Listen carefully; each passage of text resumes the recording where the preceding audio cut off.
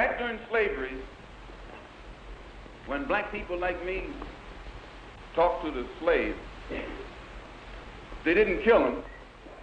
They'd send some old house Negro along behind him to undo what he said. You have to read the history of slavery to understand this. There were two kinds of Negroes. There was that old house Negro and the field Negro.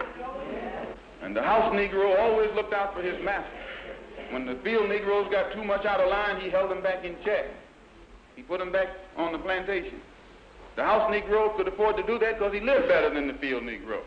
He ate better, he dressed better, and he lived in a better house. He lived right up next to his master in the attic or the basement. He ate the same food his master ate and wore his same clothes. And he could talk just like his master. Good diction. And he loved his master more than his master loved himself. That's why he didn't want his master hurt. If the master got sick, he'd say, "What's the matter, boss? We sick?" When the master's house caught a fire, he'd try and put the fire out. He didn't want his master's house burned. He never wanted his master's property threatened. And he was more defensive of it than the master was. That was the house Negro. But then you had some field Negroes who lived in huts, had nothing to lose.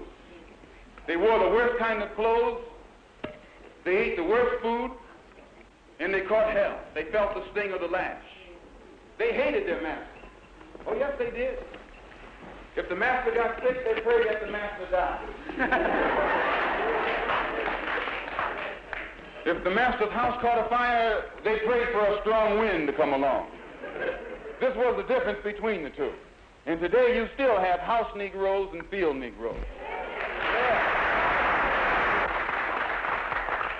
I'm a field Negro.